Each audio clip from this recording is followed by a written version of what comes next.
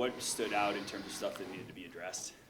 Oh, transition, first and foremost.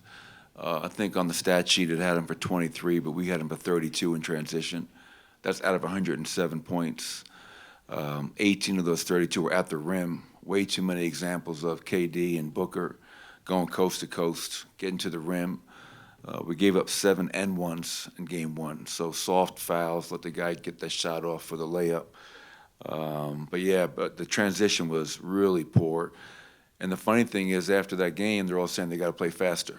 So, we have to have our track shoes on tonight and make sure we're getting back, make missed turnover, make that ball see a crowd. I felt that we sometimes left guys on an island. And number two would be the paint. They had 60 in our paint. Part of that was in transition, but then even in the half court, we know that Kevin Durant and Devin Booker will be ultra aggressive tonight, have better discipline. I think Booker had 14 drives, 12 were to his left hand. I think KD had 12 drives. I think 7 or 8 were to his left hand. So not opening up and just giving the proper help behind it. Does the extended break between 2 and 3 kind of make you more inclined to ride guys a little bit longer if need be? Or is that not, it's playoffs, so whatever? No, I think whatever it takes to get a win. We've been fortunate now in our first, 6 games in the playoffs where we haven't had to ride guys crazy minutes. But if we need to do that tonight, we'll definitely, do that. We've gotten great productivity off of our bench, and that's one thing where I think we have an advantage. We know that those guys are going to play probably 45 minutes and above tonight, and we'll be ready for that. So much of the team's half-court success on the defensive end has been with Joker at the level, playing very aggressively and kind of getting the ball into the hands of those guys. How important is it for the rotations on the backside to have been as crisp as they were in game one? Yeah, anytime you put 2 on the ball, you're going to open something up. You could see early in the game they were very, really looking to get 8 in the ball in the pocket, let him make those kind of mid-range floaters. So that's something that we'll keep an eye on. Tough twos don't beat us over 48 minutes. And the other part of that was whether it was pick and roll or there were quite a few examples, Ryan, where we sent another defender at a Devin Booker, at a Kevin Durant to get the ball out of his hands. And that's where, to your point, the rotations behind that have to be great. If you're going to be putting 2 defenders on the ball, you have to have great scramble, fly-around mentality behind it. And I felt we had many examples of that in game one. And, I said it after the game, we won the game, but I felt there were a lot of things we could have done better. And so I'm hoping that we can have an even better performance this evening. Michael, in what ways do you think Joker is even better than his 2 MVP seasons coming into the year? Is there anywhere maybe it doesn't show up on the stat sheet, or maybe it does, where he's kind of taken a step in growth? Well, I think Nikola's leadership is one I think that is constantly evolving. Him not only finding his voice, but being comfortable with his voice. And all season long, there have been so many different examples of Nikola, whether it's in a timeout huddle, in the locker room, at practice, before a game in Houston when he gathered the troops together because he didn't like the way they were warming up.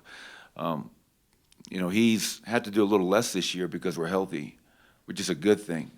But I think the consistent play that he has speaks for itself, but off the court, the things that may not show up on a stat sheet are just the work ethic and the leadership and him finding that voice. Coach, when you look at the rotation that you've had, it's basically 3 guys, Christian, Jeff, and Bruce. At what point late in the season were you like, going into the playoffs, this looks like the group I might go with, or has that just been a evolving thing as the playoffs has progressed? Yeah, we've had guys in and out of the lineup throughout the season, and so there were guys who were in the rotation that are not right now. It's just the way the season kind of unfolded with injuries, guys missing time, guys playing well. I think it was way before the playoffs started that, I realized that Christian needs to be out there. His energy, his defense, his toughness. He makes winning plays. Bruce has been, I think, our 6th starter the whole year. The guy has played every position for us and had a hell of a game one, but his energy, aggressiveness, attack mentality has been really meaningful to that unit. And Jeff, a 16-year vet who's been around, never afraid of a big moment. And the guys have all the respect in the world for him. The one area where I think it's a little different, we didn't do much at all during the season, is using Aaron Gordon as our backup five. That's the one that was fairly new to us. But we knew all season long that Aaron is a guy that you can play at the 3, the 4, the 5, and good things are going to happen, and he's done a really good job for us. Coach, with Phoenix's low volume on threes in game 1, how did you assess the way your defensive game plan and execution affected that? Well, it's funny, I think they took 23 threes in game 1, and that's exactly what they averaged in the first round against the Clippers. Conversely, we knew that they were number 1 in mid-range field goal attempts as well as percentage. I thought we did a hell of a job contesting and making them really work for those mid-range shots. And obviously, we made 16 threes. So if we can keep them to a low volume from the 3, we don't turn the ball over. We only had 10 turnovers. Defend them without fouling. They were averaging 29 free throw attempts a game in round 1. They only had 17 in game 1. And win that three-point battle, we feel that's definitely in our favor. But they've had 2 days now to kind of look at game film and figure out what they need to do better. So tonight will be a completely different game, and I'm sure they'll look to try to get some more threes up. And we just have to make sure we're flying around and contesting and getting to every ball. Coach, to your point about the small ball lineups with the bench, how did you like the way that they looked in game 1? The Suns obviously countering with a more traditional center. So how did you like the way that those worked? Yeah, it was weird because in first half they got Ayton out, put him back in with that second unit.